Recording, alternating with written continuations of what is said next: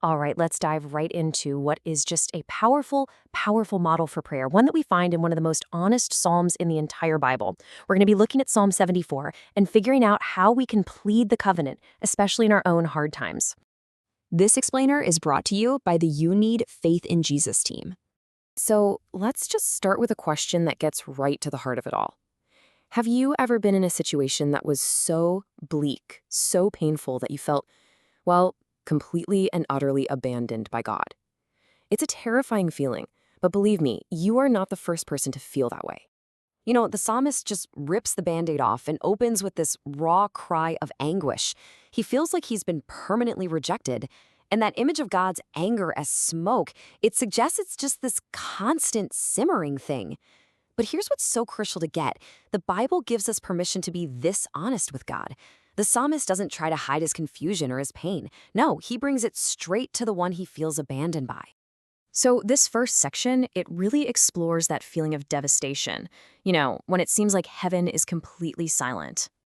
Wow, what a vivid plea this is. Lift up thy feet. It's like he's saying, God, you've got to hurry. Come and see this for yourself.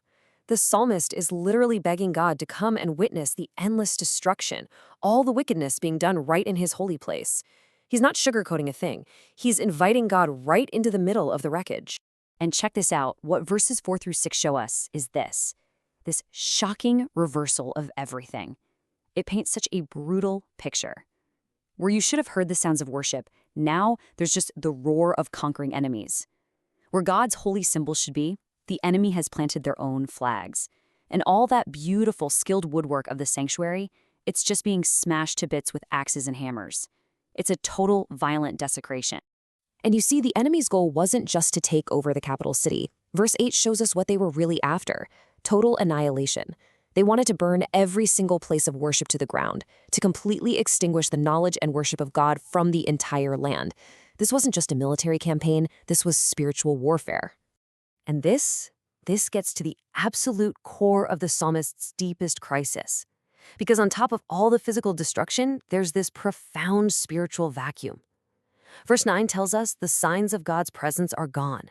The prophets, God's own mouthpiece, are silent. And maybe worst of all, absolutely no one knows how long this nightmare is going to last. It feels like God has completely cut off all lines of communication. But right here, in the absolute depths of despair, the psalmist takes a dramatic turn.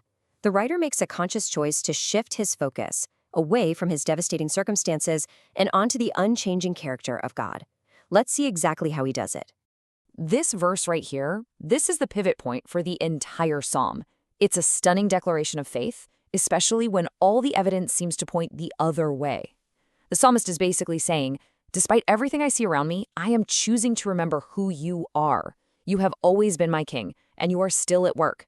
That's not a passive feeling. It's an active, powerful choice. And from that one declaration, he starts to recall God's track record. He starts with the Exodus from Egypt. But now listen to the language in verse 13. In the ancient world, words like dragons and leviathan, they weren't just about sea monsters. They represented cosmic chaos, seemingly unstoppable evil. So by using this language, the psalmist is reminding himself that God didn't just defeat an army. He crushed a force that seemed as powerful and invincible as chaos itself. And he doesn't stop there. Next, he remembers God's power over the natural world itself. Verse 15 brings to mind God providing water from a rock in the middle of a desert and stopping the mighty Jordan River in its tracks so his people could cross into the Promised Land. You can see him building his case.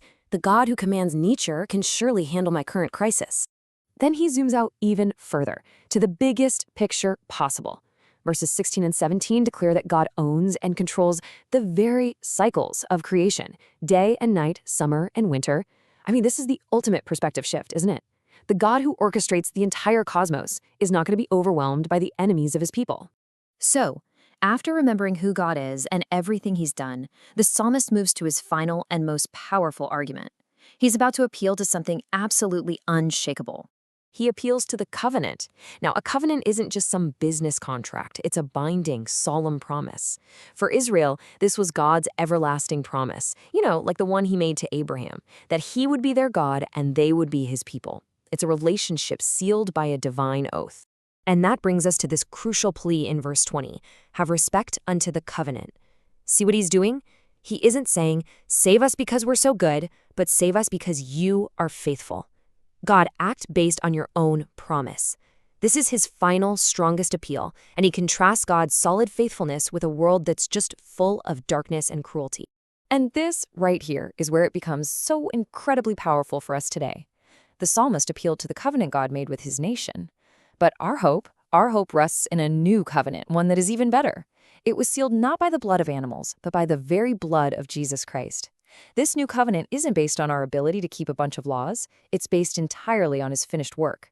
It means that personal forgiveness and a real relationship with God are available to anyone who believes. So our security doesn't rest on our performance, but on God's unbreakable promise to us in his Son. And that means we can pray with confidence for the exact same reason the psalmist did, because our God is faithful. So what do we do with all of this? How do we make it practical? Well, this final section really brings it all together, turning the Psalms journey into a practical model for our own prayers when we're in a crisis. Here's the pattern. It's so simple, yet so profound. First, cry out honestly. Don't edit your prayers for God. Tell him exactly what you fear, what makes you angry, what confuses you. Second, deliberately remember.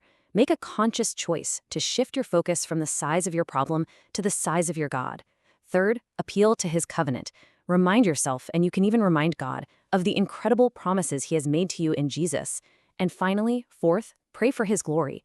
Ask him to act not just for your relief, but so that his own name will be honored. And this is that final plea in verse 22. Arise, O God. It's a battle cry, but notice the brilliant way the psalmist frames it. This isn't just my cause anymore, God. It's your cause. Your name is being mocked. Your honor is on the line. He is asking God to stand up and defend his own reputation. You know, it's so important to notice that this psalm doesn't end with a neat little bow. The situation isn't suddenly resolved. The enemy is still there. It actually ends with the prayer still hanging in the air. And that's because the final act of faith isn't in getting an immediate answer. It's in the act of casting all that care upon God and trusting him to act in his perfect way in his perfect time. So I'll just leave you with this question to think about. Following the psalmist's incredible example, what is that impossible situation, that overwhelming circumstance? What is the cause in your life that you need to lay before God and ask him to arise and plead for you today? This explainer was brought to you by the You Need Faith in Jesus team. Thanks so much for joining us.